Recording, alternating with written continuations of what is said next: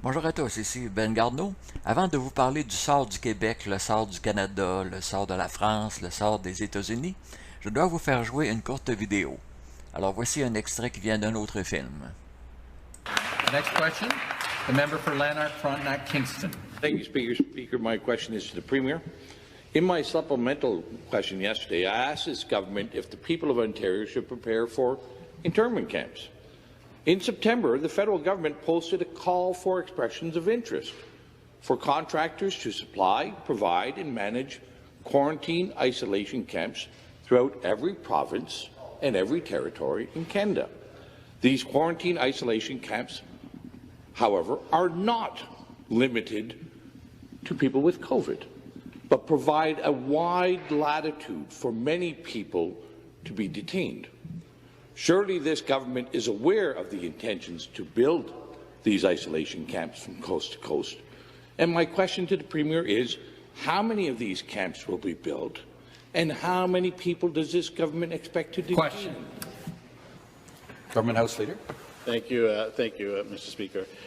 It is very true that when people leave the country and when they come back in, that the province is suggesting, and the federal government, in cooperation with the federal government, we are suggesting that people isolate themselves. That has been a practice that has been very successful, not only here in the province of Ontario, but across Canada. And we will, of course, be redoubling our efforts to make sure that the people of the province of Ontario remain safe, Mr. Speaker. So if the member is referring to the fact that that one of the public health policies is that when you return from a jurisdiction outside of the province of Ontario or from another country that you isolate yourself for 2 weeks, I would suggest that has been a good policy that has been working. In fact, this House has been doing the same thing since we came back. We are working in cohorts to make sure that the Legislative Assembly can continue to operate. That's why we have two separate cohorts. Mr. Speaker. Response. And with the cooperation of the official opposition, that is why all members of the Independents have been excluded from that cohort, because we want them to be able to participate in debate. So we will continue to do everything in our power to make sure that this House continues, but that the people of the province of Ontario and Canada are kept safe. Supplementary question. Again, back to the Premier. Here's the RFP, and in the RFP it uses clear language to express that these camps can be used for a broad spectrum of people, not limited to travellers. Indeed, it doesn't even mention international travellers. It's just a broad latitude of people. And I'll send over the copy of the RFP after. So your government must be in negotiations and aware of these plans to potentially detain and isolate citizens and residents of our country, in our province. So, Speaker, to the Premier, where will these camps be built? How many people will be detained? And for what reasons? Question. For what reasons can people be kept in these isolation camps? And I'd like to have the Premier assure the people of Ontario. Member, take a seat.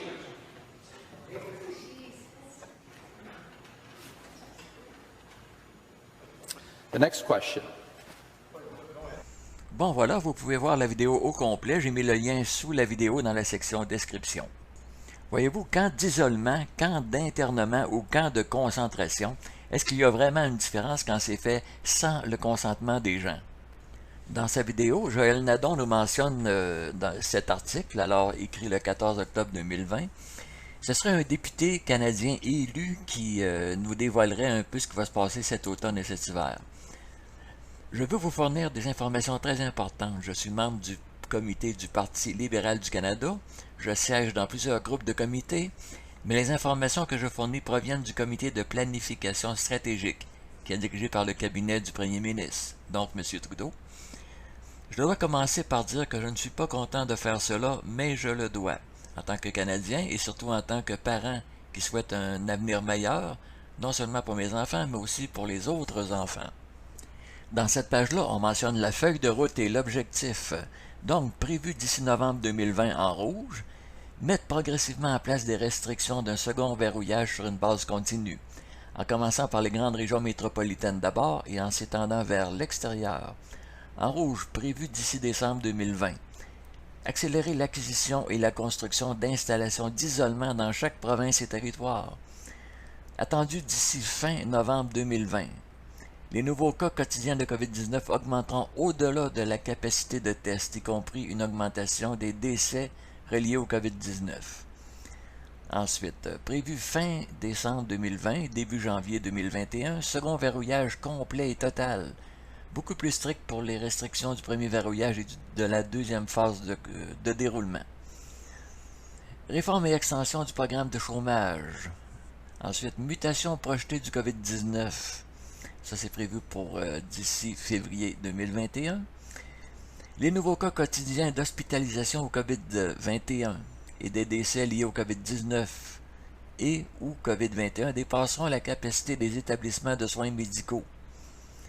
Les restrictions de verrouillage améliorées, appelées troisième verrouillage, seront mises en œuvre. Ça, c'est ensuite transition des individus dans le programme de revenu de base universel, rupture projetée de la chaîne d'approvisionnement, pénurie de stock, grande instabilité économique. Maintenant, on est rendu au dernier paragraphe, attendu pour le troisième trimestre 2021.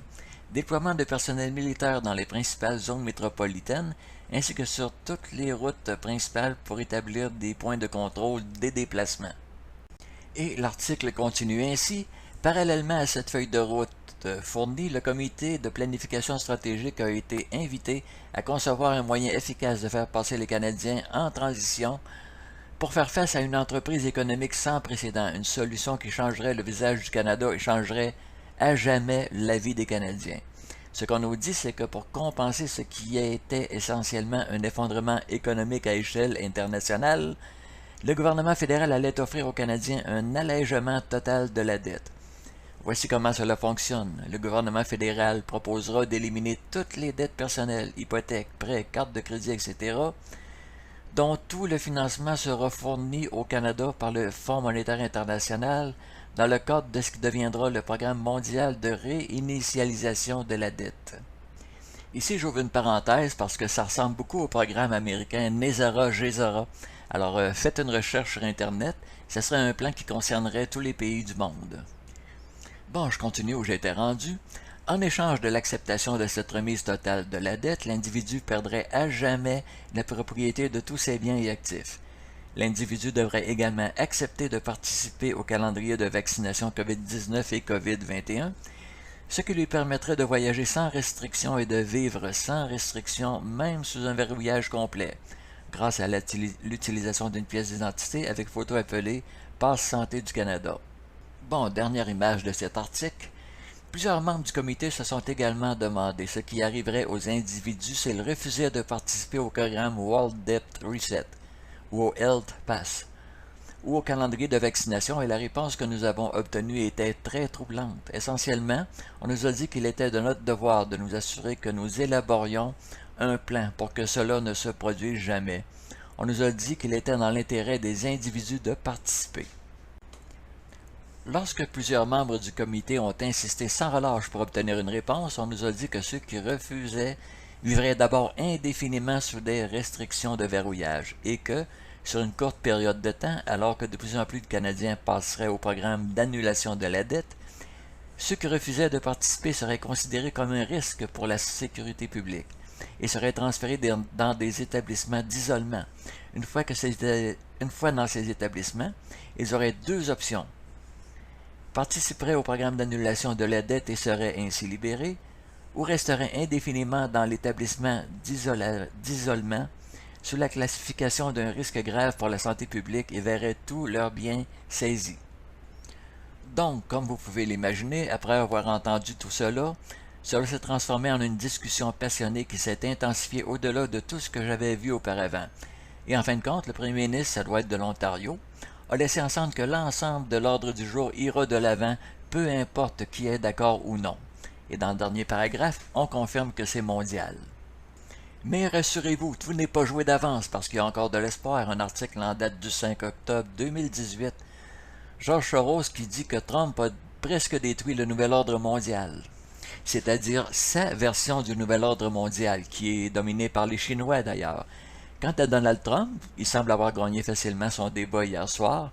Lui aussi, il a sa version du nouvel ordre mondial. Alors, les étudiants vont à l'école, les travailleurs travaillent, tout le monde gagne de l'argent. Lui, c'est le système capitaliste tout simplement à son meilleur. Alors, c'est ça qu'il appelle Make America Great Again. Donc, résumons-nous. Tous ces dirigeants-là qui portent la même épinglette obéissent au même maître, c'est-à-dire qu'ils veulent installer le nouvel ordre mondial à la méthode chinoise, c'est-à-dire la destruction des entreprises privées et le nouveau système économique tel que décrit dans l'article de Joël Nadon. Et quant au premier ministre du Canada, il est sans cesse critiqué pour ses rapprochements constants avec la Chine ici. L'Agence de sécurité canadienne qui demande au gouvernement fédéral de scruter la récente prise de possession d'une mine d'or par une compagnie chinoise. Les relations serrées entre le Canada et la Chine, c'est pas nouveau, alors ça existe depuis longtemps. Quelques articles qui ont déjà paru. Les subventions d'Ottawa pour un espion chinois. Le Canada, base de lancement pour les espions chinois. La Chine confirme l'arrestation de 2 Canadiens pour espionnage. Coronavirus, l'OMS multiplie les bons mots envers la Chine. Enquête du FBI, un nid d'espions chinois à Brossard. C'est à Montréal. Alors, si vous faites une recherche avec Google, vous devriez pouvoir trouver facilement ces articles. Je dois mentionner aussi cet article, Révélation choc, le Parti communiste chinois déploie les troupes de l'Armée populaire de libération en Colombie-Britannique, au Canada. Un peu plus loin dans l'article, il y a une vidéo que vous pouvez visionner. Une deuxième vidéo que vous pouvez visionner, le Canada sous influence chinoise. Ici, on a la position des troupes chinoises. On mentionne aussi que les États-Unis se préparent à la guerre. Et cet article mentionne aussi la présence de soldats chinois dans le sud du Mexique. Donc, il y aurait des soldats chinois en Colombie-Britannique, au Mexique, et entre les deux, il y aurait les États-Unis. Maintenant, est-ce que c'est possible qu'ils soient en train de préparer une guerre entre la Chine et les États-Unis? Personnellement, j'ai un doute. Il pourrait peut-être s'agir d'un autre scénario. Bon, voici mon opinion. Est-ce qu'il y a danger de guerre civile aux États-Unis à cause des élections? Moi, je pense que oui. Supposons qu'il y aurait eu une entente secrète entre 4 pays, États-Unis, Chine, Canada et Mexique, pour masser des soldats prêts à intervenir aux États-Unis. Alors, c'est un scénario que je trouve possible. Moi, je pense que les élections en novembre aux États-Unis, c'est pas des élections comme d'habitude, pas du tout. Moi, je pense que c'est une guerre à mort entre républicains et démocrates. Alors, je pense que le danger de guerre civile existe réellement, et je ne vois pas la Chine et les États-Unis entrer en guerre parce que, à moyen terme, ça amènerait à la destruction de ces deux pays-là, et il n'y a aucun de ces deux pays-là qui veut ça. Alors c'est pour ça que je pense à la possibilité d'une entente entre 4 pays, justement pour envoyer des soldats chinois, canadiens, mexicains, pour rétablir l'ordre le plus rapidement possible aux États-Unis en cas de guerre civile. Maintenant, au sujet du nouvel ordre mondial, on parle justement du nouvel ordre mondial. Par contre, moi je pense que le nouveau monde va être multipolaire, c'est-à-dire que les États-Unis vont vouloir leur sphère d'influence, la Chine aussi bien entendu, la Russie. Il va falloir que la France et l'Europe s'unissent ensemble, justement, pour avoir leur sphère d'influence. Alors, on s'en va vers un monde multipolaire, un nouvel ordre mondial avec plusieurs entités qui dirigent. Maintenant, quelle est la place qui est réservée au Canada et au Québec là-dedans? Ben, moi, j'espère que le Canada va s'aligner du côté des États-Unis, résolument. La place du Québec. Il y en a qui pensent que le Québec devrait aller avec les États-Unis. Mais attention, Donald Trump, s'il est réélu, c'est pour seulement que 4 ans. Alors, il y a d'autres dirigeants qui vont arriver par après qui seront peut-être beaucoup plus chinois qu'américains. Les États-Unis ne resteront peut-être pas unis non plus. Actuellement, il y a 50 États sous un seul drapeau, mais ça ne me surprendrait pas qu'il y ait une sécession, c'est-à-dire qu'il y ait plusieurs pays au sud de la frontière du Canada. Bien entendu, ce ne sont que des suppositions que je fais là. Et quelle est la place du Québec? Ben, normalement, on serait assez gros maintenant pour qu'on devienne un pays. En tout cas, c'est mon opinion. Bon, pour terminer, je dirais que nous sommes au début d'une crise qui est sans précédent dans notre histoire moderne. Et dans les prochains mois et les prochaines années, ça va nécessairement changer beaucoup la géopolitique et les alliances.